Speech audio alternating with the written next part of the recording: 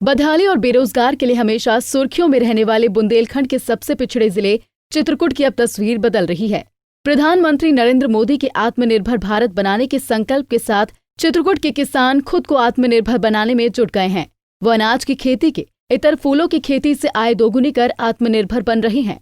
बुंदेलखंड के आकांक्षी किसान परंपरागत गेहूं, चना और धान की खेती को छोड़कर किसानों ने उद्यानीकरण को अपनाकर गुलाब, गेंदा आदि फूलों की खेती शुरू कर अपनी आय को दोगुना कर खुशहाल जीवन बिता रही हैं। अब ऐसे लोगों से प्रेरणा लेकर बुंदेलखंड के अन्य जिलों में भी किसानों ने फूलों और सब्जियों की खेती शुरू कर आत्मनिर्भर की ओर अग्रसर हो रही हैं। डिलौरा, तरोन्हा, रामबाग, सीतापुर पहाड़ी के किसानों के फूलों की खेती अपनाने के बाद इनसे सीख लेकर बुंदेलखंड के कई जिलों के अन्य किसानों की जिंदगी भी फूल की खेती ने महका दी है।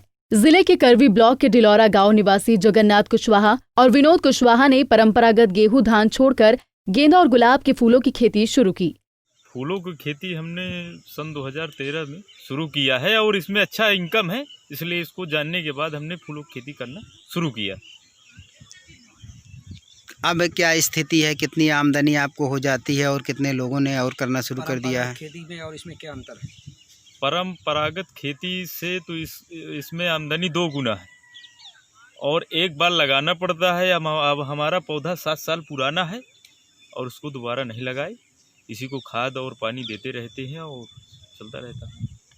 यहाँ पर कितने लोगों ने आपका देखा सुनी कर खेती करने लगे हैं? हमारा देखा सुनी एक ग्राम पंचायत हमारे बगल में है, मालकाना, गोबरिया, तरोन्हा और डिलौरा कर ही रहे। आपको ये प्रेरणा कहाँ से मिली कि फूलों की खेती करनी चाहिए? बागवानी में ज़्यादा आमदनी है, परंपरागत खेती में कम आमदनी? ये प्रेरणा हमको बनारस से मिली। हम लोग घूमने गए थे तो वहीं किसानों से मिले और उनकी बागवानी ये खेती देखा, फूल गेंदा की खेती, तो वहीं से पौधे लाए और शुरू कर दिया।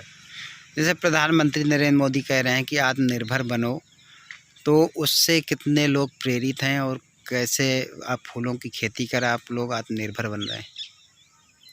4-6 किसान तो ही हैं जो आत्मनिर्भर बन रहे हैं, परंपरागत खेती को छोड़ करके और गेंदा और गुलाब की खेती कर रहे हैं और मौसमी फूल लगाते हैं।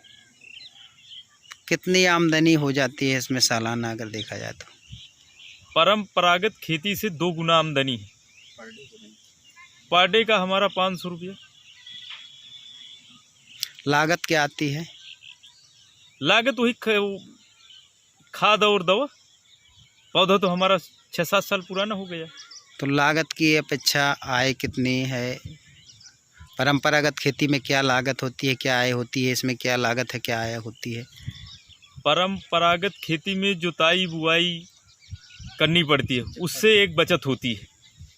जिला उद्यान अधिकारी डॉक्टर रमेश पाठक ने बताया कि फूलों की फसल महज 2-3 माह में तैयार हो जाती है। इसके बाद 5 माह तक कमाई का जरिया बनती है। इस दौरान 2 से 3 सिंचाई की जरूरत पड़ती है।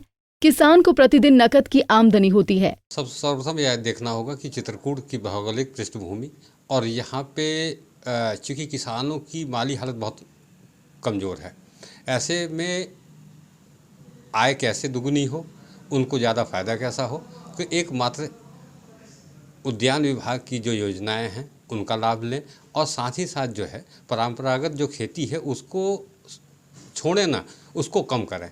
उसको कम करने के साथ साथ जो फूलों की खेती है, फलों की खेती है, उसका जो है उसकी खेती करें। क्योंकि ये एक धार्मिक स्थल है, यहाँ पे हमेशा फूलों की आवश्यकता पड़ती है। आज भी जो है जो फूलों की आवश्यकता है, जो मांग है, उसका 60 से 70% जो है फूलों की जो वानगी होती है वो या तो इलाहाबाद या बनारस से इसकी पूर्ति की जाती है। ऐसी दशा में यहाँ के किसान अब काफ़ी जागरूक हो गए हैं और वो फूलों की खेती की तरफ अग्रसर हो गए हैं। क्योंकि लागत कम है, अवधि कम है, 3 महीने में ही उनको अपनी श्रम का कम से कम 2.5 गुना, लागत का 2.5 गुना उनको लाभ मिलता है और इससे काफ़ी अच्छी उनकी एक जो सामाजिक है या आर्थिक स्थिति है, काफ़ी सुधर रही है। धार्मिक और आध्यात्मिक रूप से समृद्ध धार्मिक नगरी चित्रकूट का नाम आते ही लोगों के दिमाग में बेरोजगारी और बदहाली की तस्वीरें उभरती थी, लेकिन अब यहाँ की तस्वीर बदलने लगी है। वहीं किसानों ने प्रधानमंत्री नरेंद्र मोदी के आत्मनिर्भर भारत के संकल्प से प्रेरणा लेकर खुद को आत्मनिर्भर बनाने की जो मुहिम शुरू की है, उससे उनकी आय भी दोगुनी हो रही है। पंजाब केसरी के लिए चित्रकूट से वीरेंद्र शुक्ला की रिपोर्ट।